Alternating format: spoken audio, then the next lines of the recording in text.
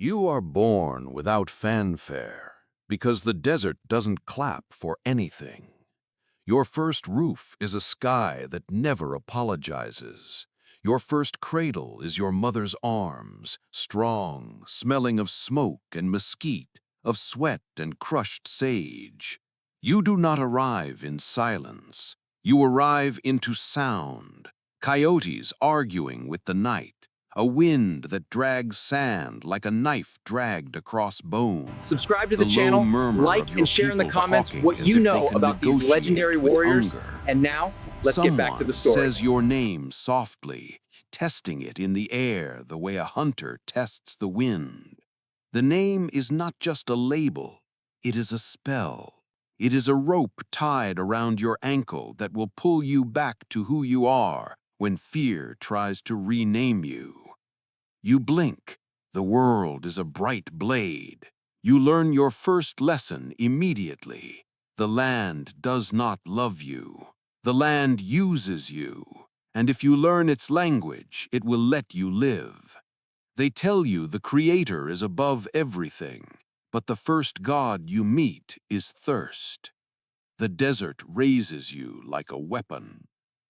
You grow inside seasons, not calendars. Time is measured in migrations, in the fatness of rabbits, in whether the ocotillo blooms like red flame or stands bitter and bare. Your earliest memories are not stories. Your earliest memories are textures. The rough edge of a yucca leaf between your fingers, the sting of cholla spines that your mother removes with calm hands while you howl like a small storm. The taste of roasted mescal, sweet, smoky, fibrous, sticking to your teeth like a promise. The way the fire snaps when fat drips onto it, like laughter that hurts. You learn to walk on rock without announcing yourself. Your bare feet become eyes. Your toes learn to read the ground. Here, loose gravel that will betray you. There, the smooth stone you can trust. A child in another world might learn letters. You learn silence. Your mother does not baby you. She teaches you. She shows you how to find water where there is none, how to watch for birds that circle low at dawn, how to find a seep hidden under stone, how to dig in a sandy arroyo until the earth bleeds a cup of muddy life. She shows you how to chew a little prickly pear fruit so your mouth remembers sweetness even when your stomach is empty. The old men watch you with eyes like flint. They do not smile easily. Smiles are for times when you are not hunted. They test you the way the desert tests everything. When you are small, you are given small tasks that feel huge. Carry this bundle. Keep the fire alive. Watch the babies. Do not let the dogs steal meat. Do not cry when you fall. Do not waste water. Do not waste anything. You learn that survival is a religion with strict rules. And you learn something else too, something that sits behind every lesson like a shadow. There are people beyond your mountains who would like you gone. Sometimes you hear names, Spanish, Mexicans, Americans, spoken like weather. They are not mythical monsters, but they might as well be. They come with horses and guns and paper that claims land the way a liar claims a story. You do not understand all of it yet. You only understand the feeling that arrives when the adults go quiet. That quiet is a blade being sharpened. Your first hunt, your first lie. When you are old enough to hold a bow without tipping over, your uncle takes you out before sunrise. The air is cold enough to make your lungs sting. The stars are bright, sharp as chipped obsidian. He does not talk much. He doesn't need to. His silence is instruction. You follow tracks the way a thirsty man follows scent. Rabbit prints, deer sign, a line where a snake dragged its belly like a signature. Your uncle touches the ground, then touches his tongue, tasting dust the way other people taste soup. He stops near a patch of scrub. He points, a rabbit half hidden, listening with its whole body. Your heartbeat is loud in your ears. It sounds like a drum. It sounds like a warning. It sounds like a modern thing, like a countdown you can't pause. You want to freeze time the way someone might freeze an image, frame it, control it. But time does not belong to you. You draw the bow, the string bites your fingers. You release. The arrow thuds into dirt. The rabbit vanishes like it was never real. Your face burns. You want to crawl inside the earth and disappear. Your uncle looks at you. His eyes are not cruel, but they are not soft either. He says, "You fed the rabbit. Now you must feed us." He makes you run. You chase that rabbit until your lungs hurt and your legs become fire. You learn to watch the brush for movement, to predict where it will bolt, to move ahead of it, not behind. You learn that hunting is not chasing, it is thinking. Finally, you corner it against rocks. You throw a stick, you miss. You throw again, you hit. The rabbit flips, stunned. You grab it. It kicks, warm and frantic, in your hands. Its eyes are wide. You feel its life vibrating through your fingers like a trapped song. Your uncle hands you a stone knife. He does not look away. He watches you. You hesitate. You have never killed something with your own hands. Your uncle says quietly, "If you do not do it, you are not refusing violence. You are refusing responsibility." So you do it. You cut. You feel the sudden release.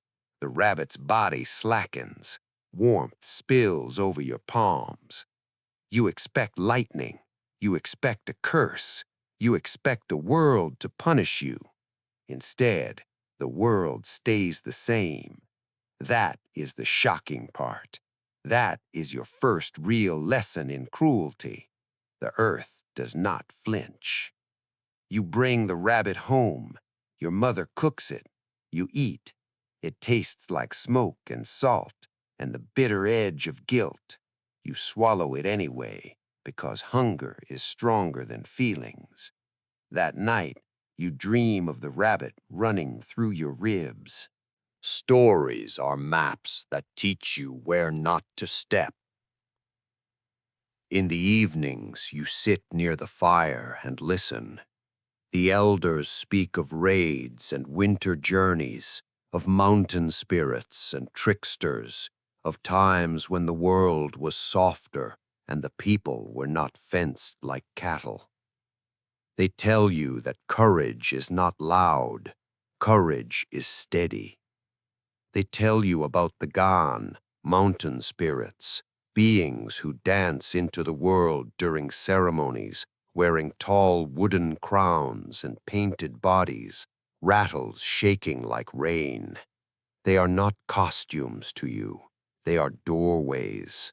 When they move, you feel the air change, as if something unseen has leaned closer to listen.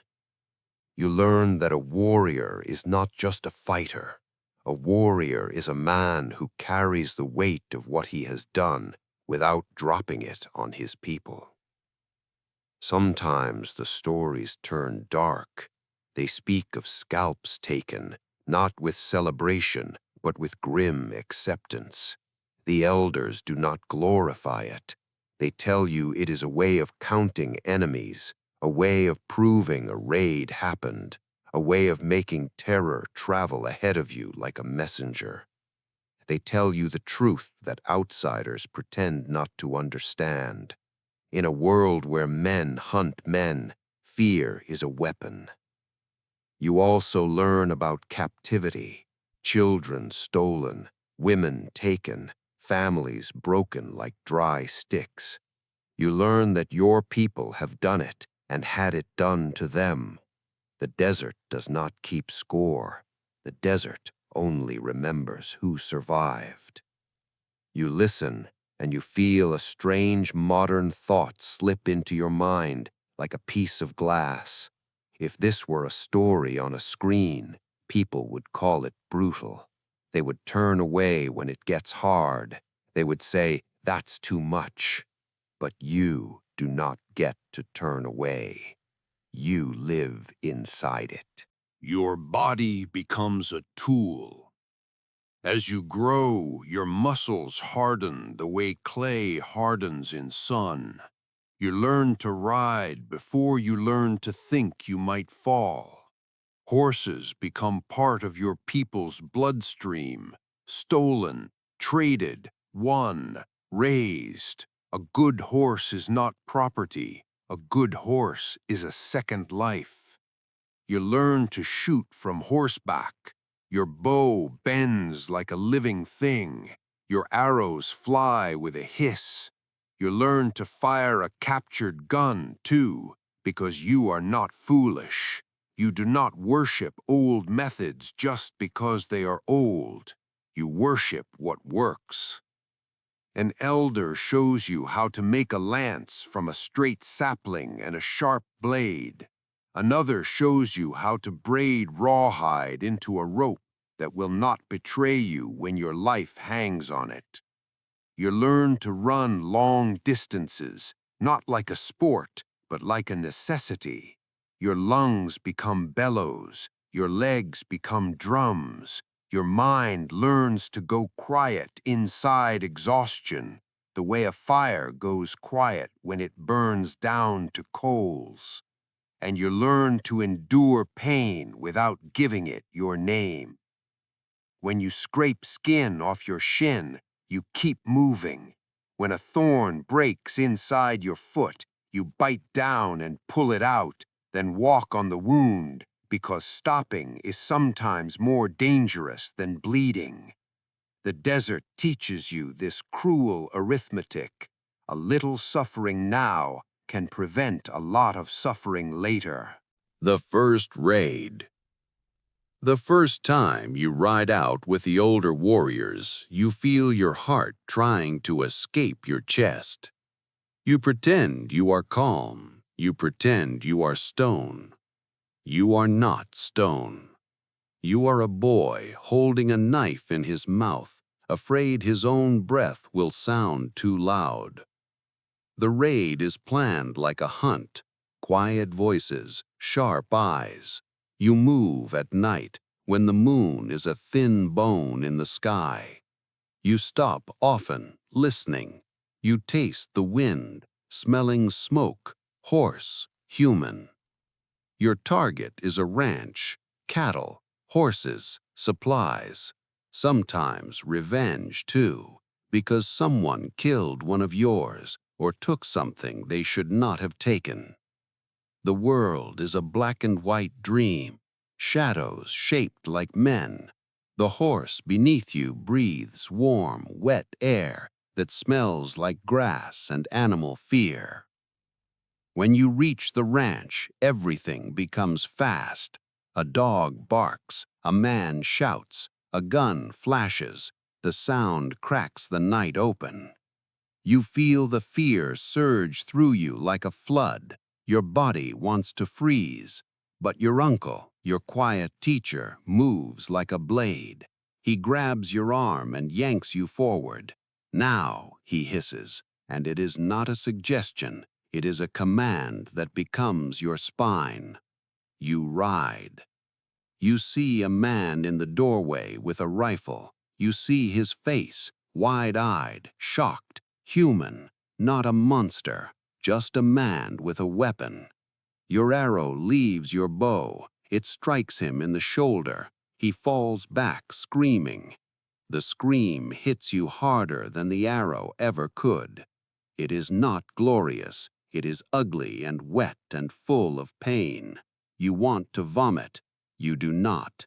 You keep riding. You grab a horse by the reins. The animal fights, eyes rolling. You slap it hard, and it surges forward.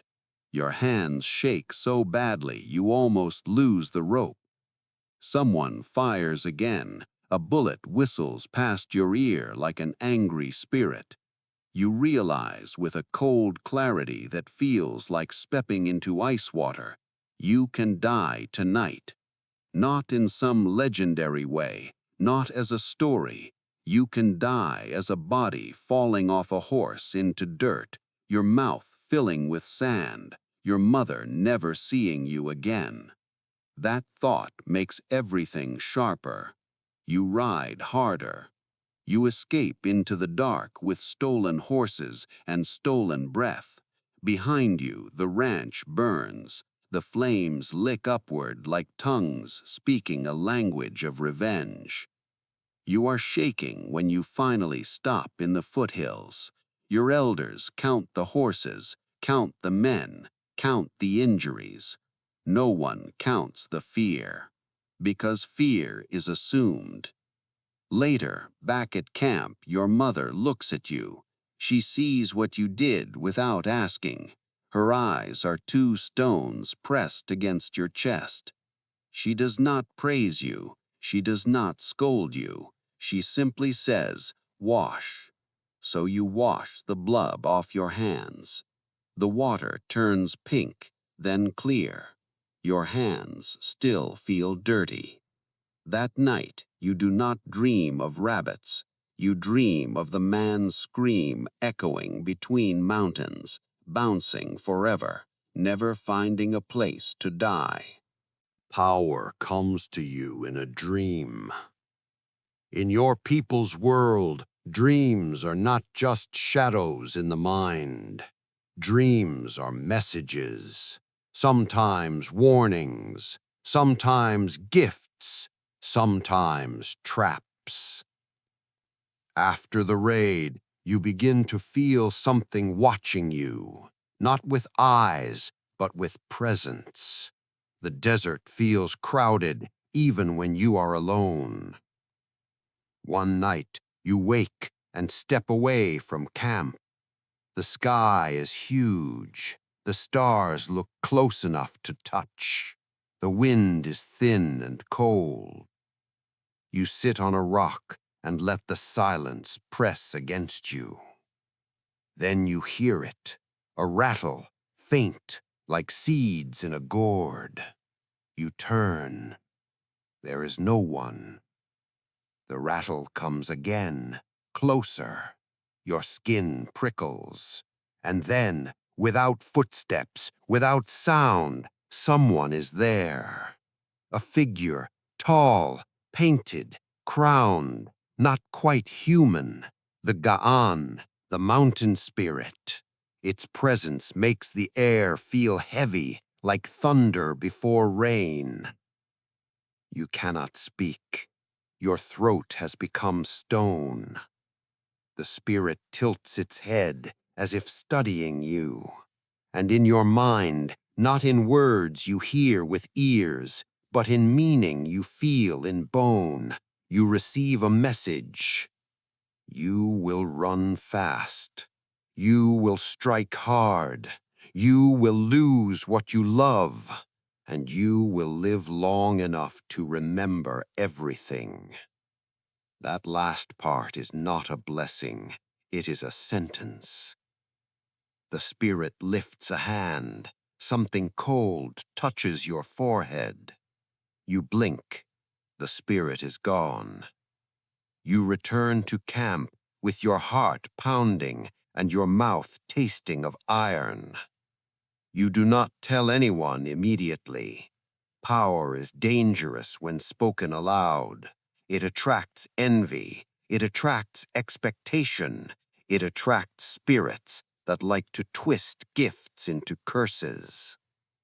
But you carry the message like a hot coal in your ribs. From that night on, you run faster. You shoot straighter. You feel fate breathing behind you like a wolf. The world changes its shape. Years pass. You become a man the way a storm becomes a storm, slowly, then suddenly. You take a wife. Love is not just softness. Love is someone trusting you with their survival. Love is building a life in a world that tries to break all lives. Your first child is born, and you hold that small body and feel terror sharper than any battle, because now your life is not the only thing you can lose.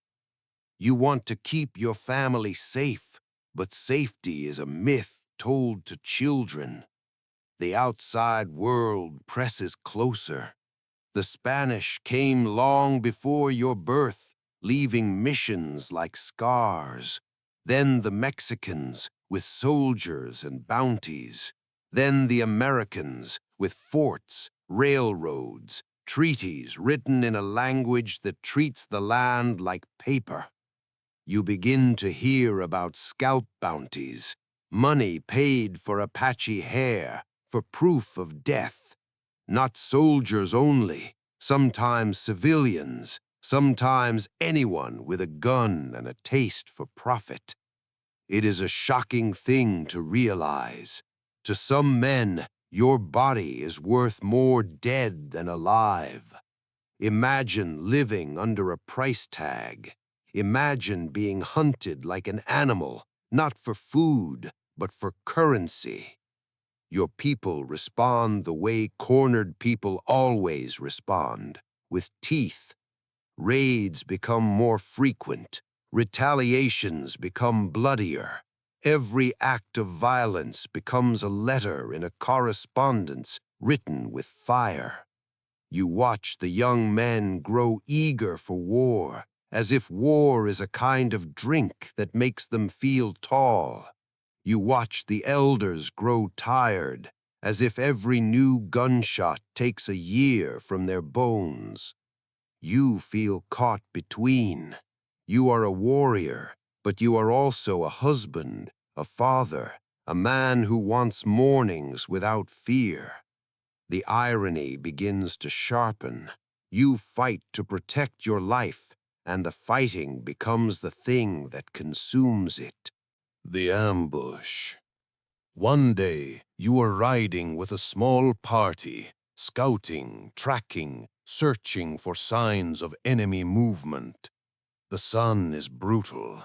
The air shimmers. The world smells of hot stone and dry plants. You find tracks, boot prints, heavy, careless, soldiers. You follow them into rough country, moving like shadows between rocks. Then you feel it, too late. A tension in the air, a wrongness. A bird goes silent. Your gut tightens. You raise your hand to signal stop, and the world explodes. Gunfire erupts from hidden positions. Bullets slap rock, kick dust into your eyes. A man beside you jerks and falls, blood suddenly everywhere, bright as a flower in the dirt. Your horse screams.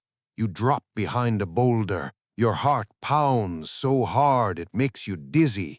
You load your rifle with shaking hands, your fingers suddenly clumsy as if they belong to someone else. You peek out. You see soldiers moving, spreading like ants. You see their faces, tight, determined. You see their uniforms, dusty. You smell gunpowder.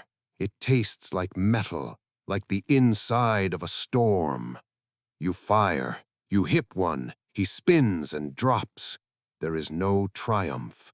There is only the sick knowledge that you have made another human stop moving forever. Your men try to break out, but the soldiers are positioned well. Someone shouts in Spanish. Someone else shouts in English. Languages collide like stones. A bullet cracks your shoulder. Pain flares like lightning. Your arm goes numb. You grit your teeth. You keep firing with your other hand. Your friend, someone you grew up with, Someone who laughed around the same fires tries to run for cover. He gets shot in the back. He falls face first, and the dust rises around him like a small ghost. You want to rush to him. You can't. You are trapped in a mathematics of survival. You retreat, crawling, dragging your wounded shoulder, leaving a smear of blood on stone. You slide into a narrow ravine and run, stumbling, half blind from pain and sweat. Behind you, the gunfire continues. You do not know who lives. You do not know who dies. You only know that you are alive, and being alive feels like theft. When you reach a safe place hours later, you collapse. Your body shakes. Your mouth is dry. Your shoulder burns like it has a coal inside it. A healer packs herbs into the wound. The smell is sharp, bitter, alive. You bite down on leather to keep from screaming. You survive, but something in you has been cracked, not your bone. Your child learns fear. Your son grows old enough to follow you. He watches you clean weapons. He watches you listen to distant sounds the way other men listen to songs. He asks questions with eyes too old for his young face. One night, he wakes from a nightmare and clings to you like a drowning man. "What was that sound?" he whispers. You listen. Far away, a faint boom. A cannon? A blasting charge? The new world likes loud noises. It's thunder, you lie, but the sky is clear, and your son, even young, can feel when words do not fit reality. He holds on to you anyway. You realize then that you are giving him a childhood shaped like a weapon. You wanted to pass on strength. You are also passing on fear. Irony again, quiet, cruel. You teach him to survive, and survival teaches him to be afraid of living. A choice that tastes like ash. As pressure mounts, some Apache bands choose to negotiate. Some choose to keep fighting. Some are forced onto reservations where food is rationed, where disease spreads, where the land is unfamiliar, where the rules change daily. You hear about treaties broken like twigs. You hear about promises that evaporate the moment ink dries. You also hear about men who become scouts for the enemy, Apache scouts working with American forces, tracking their own people, because survival can twist morals until they snap. You judge them. Then you watch your children's ribs become visible during a hard season. You watch your wife's cheeks hollow. You watch the ration of life shrink, and judgment begins to feel like a luxury. One day, a soldier comes with an interpreter and a promise: food, protection, a chance to live. It is a trap dressed as mercy, but traps are sometimes the only doors left. Your people argue, voices rise, men slam fists on the ground, women stare at the horizon, calculating survival in silence. You feel the mountain spirit's message burning in you. You will lose what you love. You want to rage against fate, but fate doesn't care about anger. You make your choice, not because it is right, because it is what keeps your family breathing. You go. You step into the reservation like stepping into a cage that smells like sickness and despair. The air feels wrong. The ground feels wrong.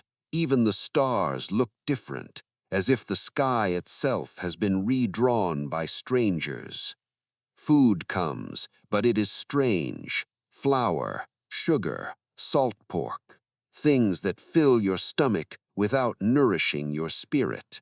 And then disease arrives, because disease always follows crowded suffering. Coughs, fevers, skin hot as fire. You watch strong men weaken. You watch babies go quiet. You watch the old people stare at the mountains as if their eyes can walk home without their bodies. You feel helpless in a way you never felt in battle. In battle, at least you can fight. Here, you are fighting something you cannot shoot. The escape. Some nights you cannot sleep. The cage rattles in your mind. You hear whispers, plans, hopes, desperate prayers. A group decides to flee. You are older now, your shoulders still aching in cold weather, your joints stiff, but your heart is still Apache, still restless, still unwilling to rot quietly. You go with them. You slip out under darkness. You move like you used to, feet remembering silence. You take your wife and your children. Your daughter is small, carried on your back. Your son walks, jaw clenched, eyes fierce. For a moment, you feel alive again. The desert welcomes you like a harsh mother. It does not offer comfort, but it offers truth. The truth of wind, the truth of hunger, the truth of freedom that hurts. You travel fast, you avoid roads, you drink from hidden seeps, you chew mescal and feel your teeth remember old sweetness. Behind you, the world pursues.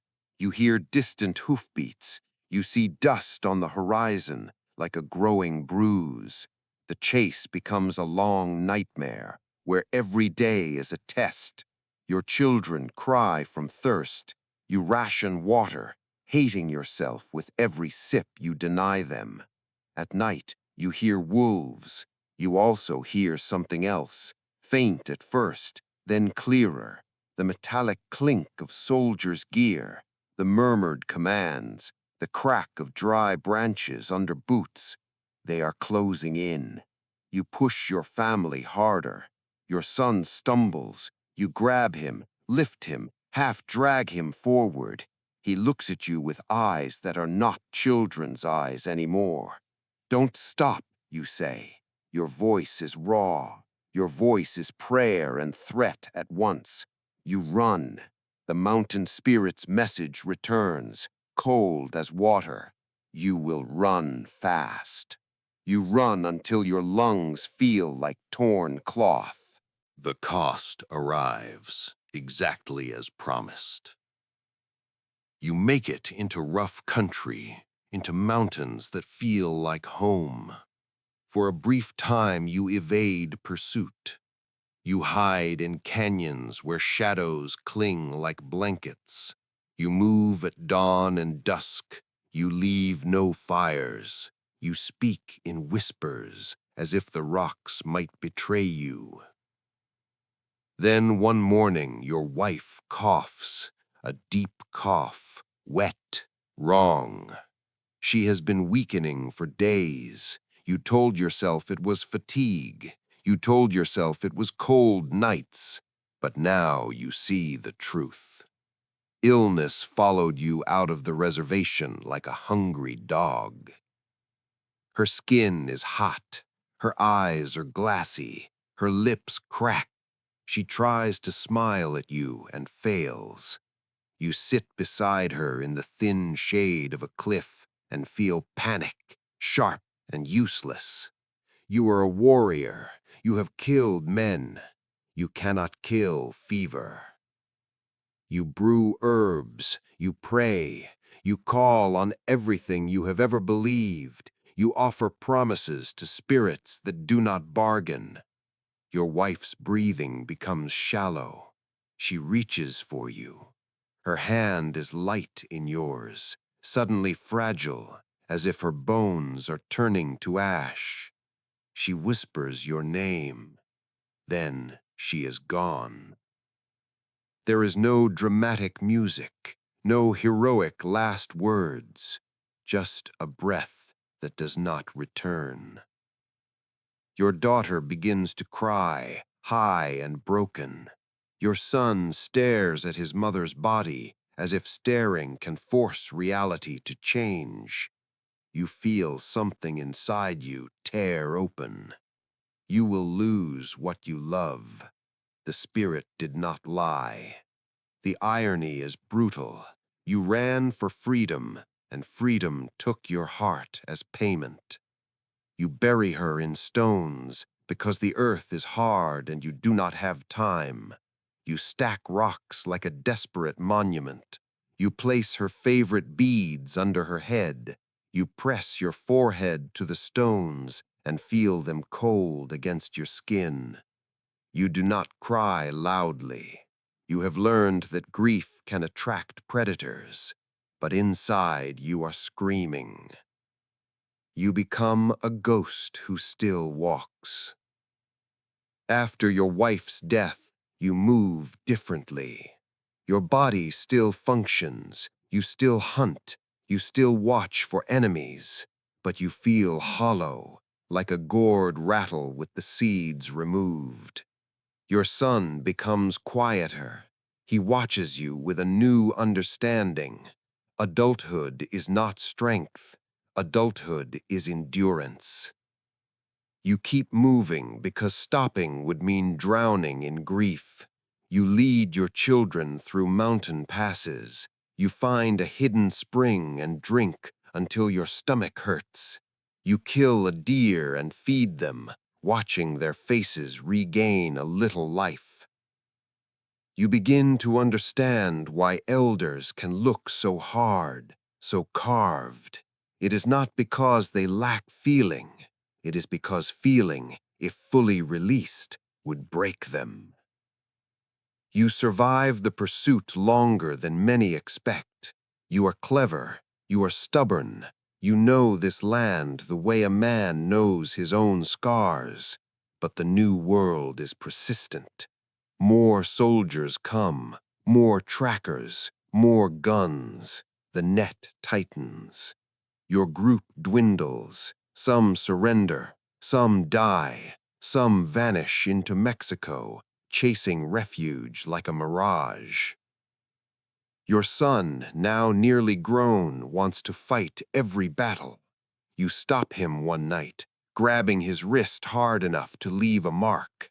You think war is a fire you can control, but war is a wildfire. It eats the brave and the foolish the same. He looks at you with anger. Then what do we do, he demands. And you realize the cruel truth. You do not have an answer that tastes like ash. The last battle is not the one you expect. You think your ending will be in a blaze, gunfire, horses, dust, a final stand on a ridge, your name shouted into legend. But fate rarely gives you the story you imagine. Years later, you find yourself back under government eyes, on land assigned rather than chosen. The war has slowed, not because justice arrived, but because exhaustion did. Your hair grays, your knees ache, your shoulder throbs when storms approach, as if it can forecast pain. Your son leaves to work, to find a place in the new world that still tries to erase him. He returns sometimes with stories of towns, fences, rails, straight lines cutting the land like scars. Your daughter grows into a woman with eyes like your wife's. She laughs sometimes, and the sound stabs you with tenderness. You sit by a small fire, older now, and the young people ask you for stories. They want the raids, the ambushes, the daring escapes. You tell them, but you also tell them the parts they don't want. The hunger, the fear, the grief, the way victory sometimes feels like losing less than you expected. One night you dream again of the mountain spirit. It stands in the dark, crown tall, painted face unreadable. You want to curse it. You want to beg it. Instead, you simply ask in your mind, why? The spirit does not answer with comfort. It answers with truth. Because you are still here. You wake with tears on your face, tears you didn't feel fall. In the morning, you walk slowly to a rise where you can see the mountains. The air is cold, the sky is clear, the world smells of dust and distant smoke. You sit. You remember your first hunt, the rabbit's warmth, the knife in your hand. You remember your first raid, the man's scream. You remember your wife's hand going light in yours. You remember running with your children through the desert, thirst clawing your throat. You remember the freedom that hurt. You realize the most shocking fact of all, the thing no enemy ever taught you. Survival is not the same as winning. Survival is just continuing. And continuing is its own kind of courage, quiet, stubborn, uncelebrated. Your breath comes slower. You watch a hawk circle overhead, riding invisible currents. You think of how you spent your life learning to read the land, learning to move like shadow, learning to fight like fire. And here you are, at the end, doing the simplest thing, listening. The wind speaks. It always has. It speaks of footprints erased. It speaks of bones turned to dust. It speaks of names carried away, then returned in whispers. You close your eyes. You feel the sun on your face. You feel the cold stone under you. You feel your heart beating, steady, stubborn, like a drum that refuses to stop until the song is finished. In your last moment, you don't see soldiers. You don't see guns. You see your mother's hands lifting you as a baby, smelling of smoke and sage. You hear your wife's voice saying your name. You hear your children laughing far away, like echoes in a canyon. And you understand the final irony, the one that makes you almost smile. You spent your whole life becoming a warrior, and in the end, what you are protecting is not land, not horses, not pride, but memory. Your breath leaves you. The desert does not clap, but the wind carries your story anyway, moving over stone, over cactus, over old trails, whispering to anyone who will listen. You were here. You lived. You fought. You loved. You endured. And for a people the world tried to erase, that endurance is not just survival, it is defiance, it is immortality.